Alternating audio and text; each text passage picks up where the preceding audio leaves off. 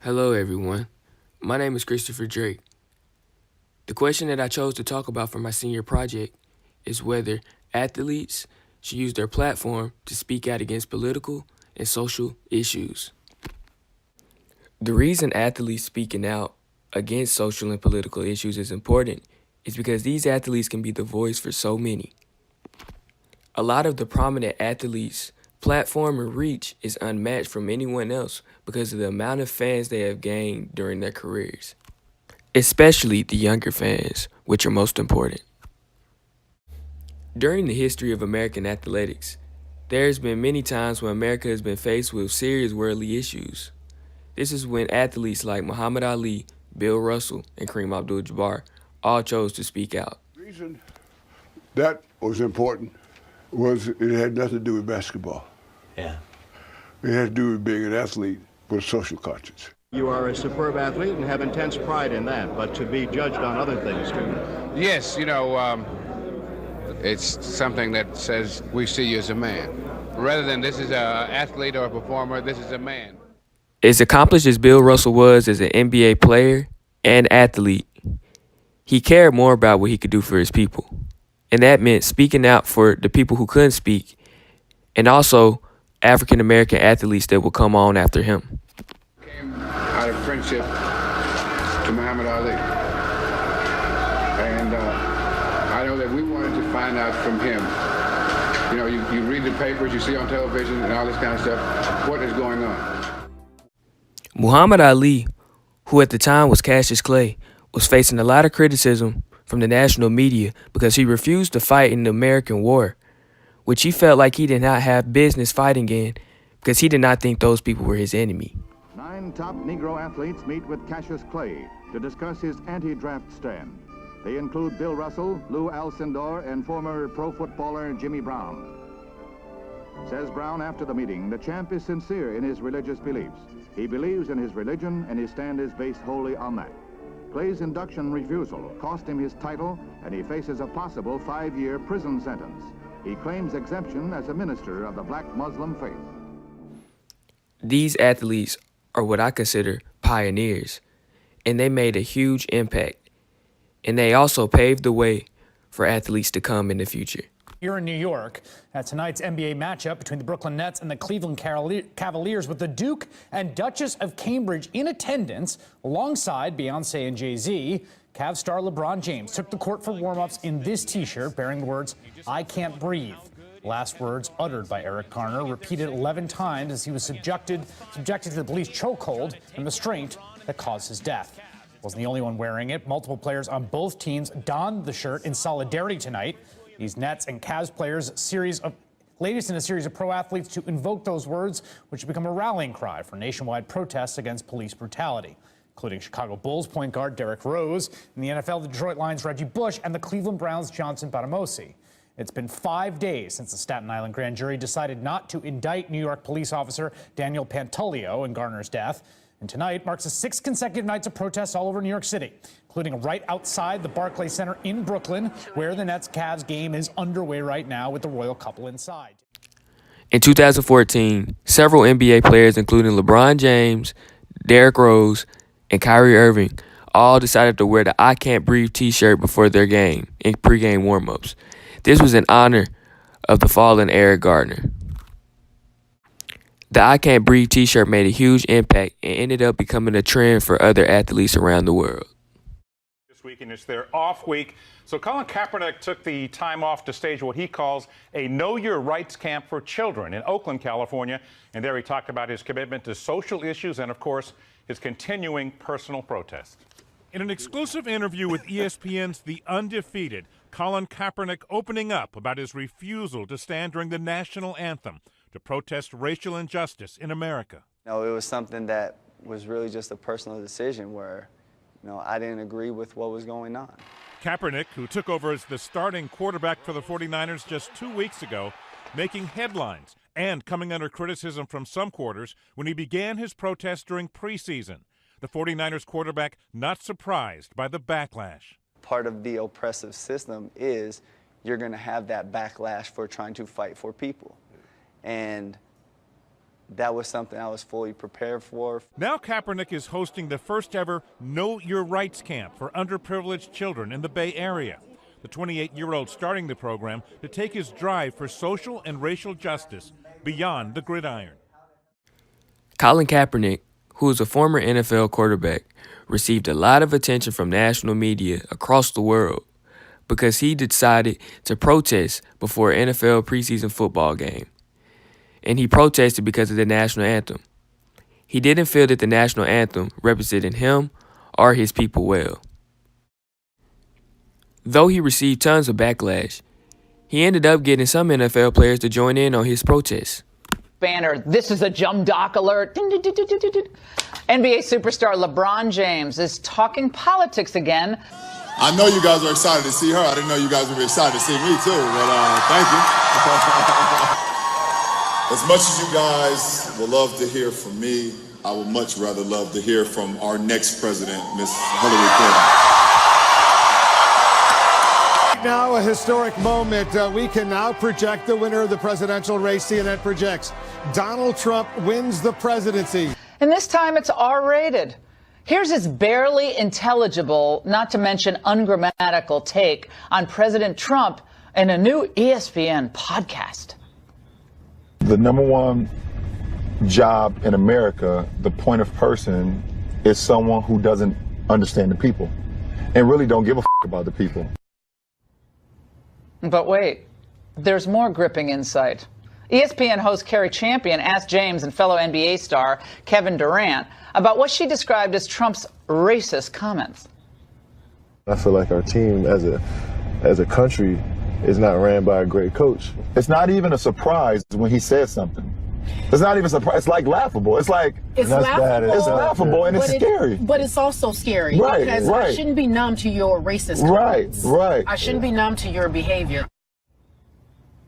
I'm numb to this commentary. Must they run their mouths like that? Unfortunately, a lot of kids and some adults take these ignorant comments seriously. Look, there might be a cautionary lesson in LeBron for kids. This is what happens when you attempt to leave high school a year early to join the NBA. And it's always unwise to seek political advice from someone who gets paid $100 million a year to bounce a ball. Oh, and LeBron and Kevin, you're great players, but no one voted for you. Millions elected Trump to be their coach. So keep the political commentary to yourself, or as someone once said, shut up and dribble. We'll be right back. Laura Ingraham, who is a news host for Fox News, received a lot of backlash when she told LeBron James that he should shut up and dribble, along with other NBA stars. Many thought that she was being very stereotypical. The shut up and dribble phrase was not taken lightly. Eventually, LeBron James responded. We got to ask you one serious question. Absolutely. With all the stuff going on with Laura Ingraham and you responding, yeah. Is there anything you want to say? I mean, first of all, I will not shut up and dribble. I owe it to my peers. I owe it to my fans. I owe it to the youth. And I owe it to y'all and everybody that has laid the path for me to get to this point. I was down courtside. We had a timeout, and all our guys walked to the bench, and I glanced over, and I seen Dr. J, I seen Kareem, I seen Bill Russell, and I seen Jerry West.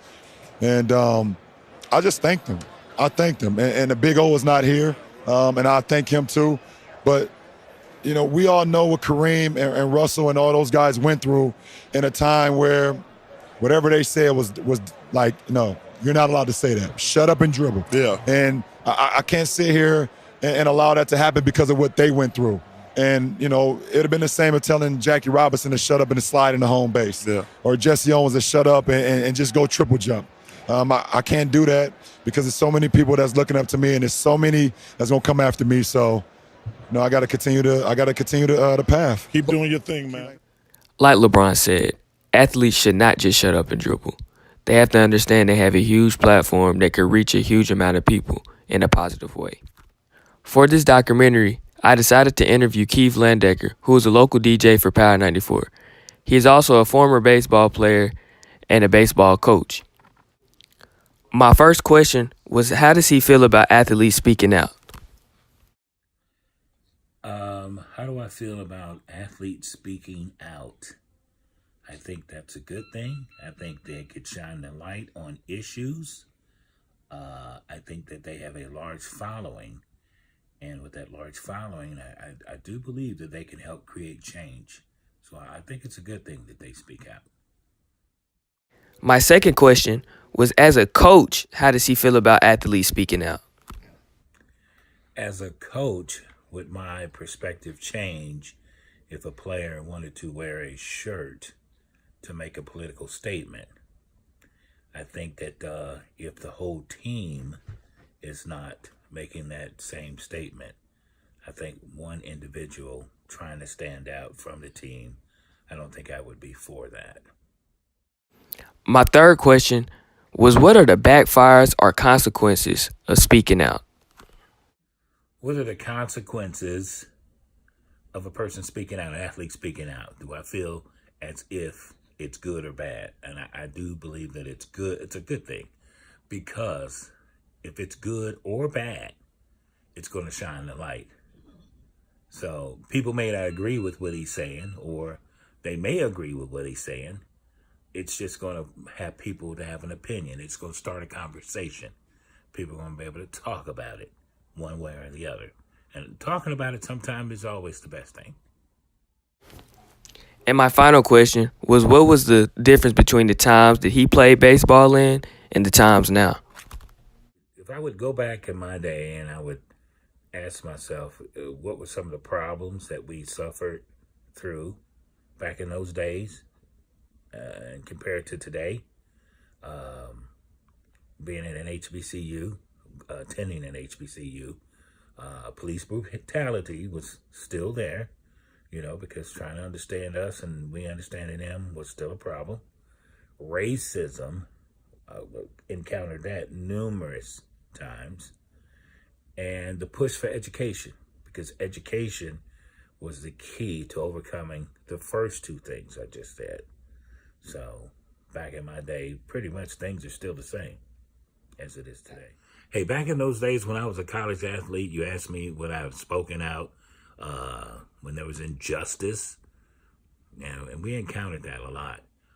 You in your mind, you would want to have thought that you would have spoken out loudly, but then as I think back to those days, you wanted to prove yourself and you wanted to stay in it, so you probably didn't speak out.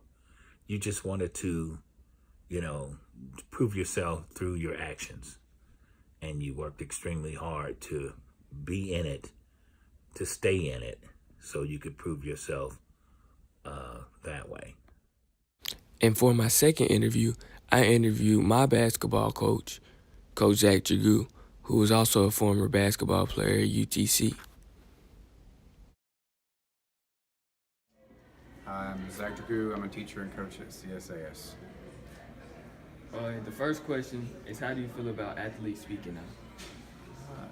I think an athlete has every right to speak out like any other person. They're a person. Just because they have a job where they have a lot of attention doesn't eliminate them from being able to speak out. When you were an athlete, would you have been the type of athlete to speak out? I think I would have been the type to speak out, depending on the situation. I think anytime something is near and dear to your heart, it's probably going to cause you to want to speak out. As a coach, has your mindset changed about speaking out? I don't know that my mindset has changed. I think the way that people speak out has changed with social media and things like that. So I don't think my attitude has changed, but I think that there are good ways to do it and bad ways to do it. As a coach, what would be your advice to players that wanted to protest or speak out before games? I think that, number one, I think you would need to show that you were united in what you were doing or saying and supporting. I also think there are good ways to go about it and bad ways to go about it. I think it's Herm Edwards who always says, he's coach at Arizona State football, he always says, don't hit send, because once you hit send, it can never be brought back. Someone can find that out on the internet. So just I would want to encourage them to be wise in how they chose to speak out. So what do you think are some of the consequences or backfires of speaking out? I think it just depends. I think a lot of times, obviously, people are going to be critical of what you're saying if they disagree. But I also think that there can be good consequences because it can encourage people as well. How did you feel about Colin Kaepernick's protest? How did I feel? I think that the issues he was trying to raise were valid and were things that need to be addressed. I don't know necessarily that was the right way to go about it. Obviously, we see that he's paying the consequences for the way he chose to do that, but I think the things that he was trying to bring attention to were valid. All right. How do you think the activism in the NBA is going today with LeBron James, Stephen Curry, Kevin Durant, other players like that? I think that you definitely see that they're speaking out more. I think that's a new thing in the NBA because that's something you haven't really seen in the past. If you think about people like Michael Jordan, Kobe Bryant, they just kind of did their job and played. I don't know that they get. It doesn't seem like they're getting a lot of change right now, but maybe that will change the more that they speak out and the more that people learn to kind of listen to them as athletes. If you had to pick one athlete that was most vital to the movement of athletes speaking out, who do you think that you would choose? Ooh, that's a tough one. It just depends on what you're wanting them to speak out. Like Tim Tebow's a good one. Very outspoken. I think Steph Curry is as well. I think any athlete that's willing to back up what they say with how they live would be a good one to listen to.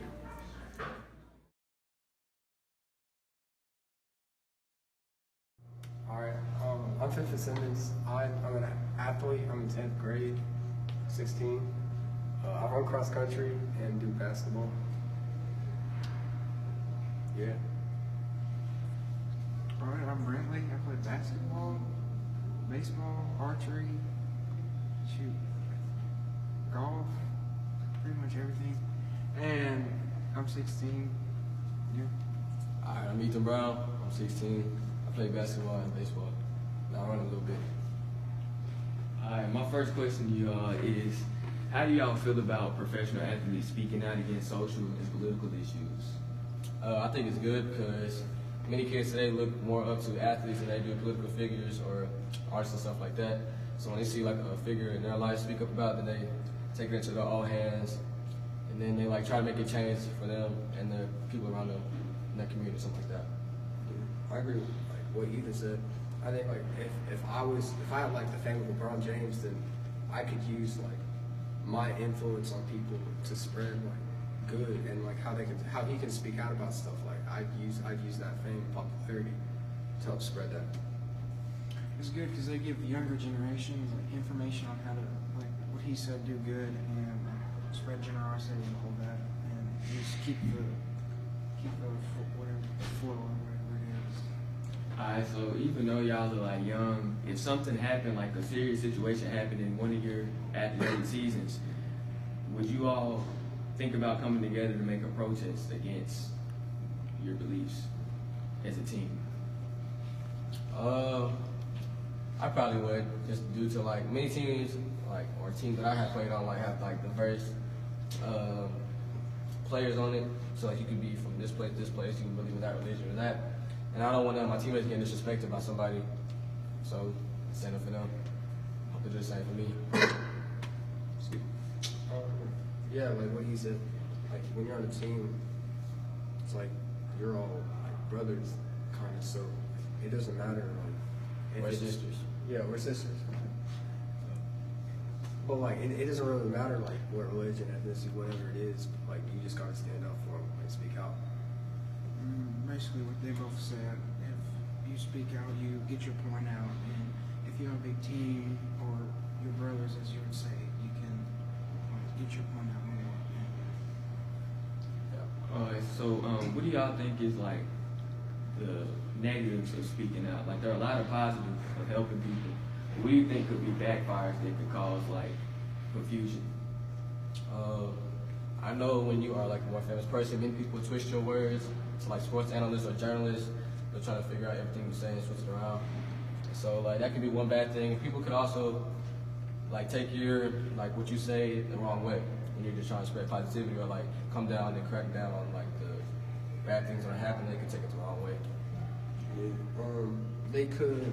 What I was thinking is if you just said it in like a bad way. So if you're trying to use your popularity to spread something, you need to use it in a positive way. If you used it in a negative way, it really wouldn't you couldn't do anything with it. If you use it in a positive way, that's really where you can make a difference.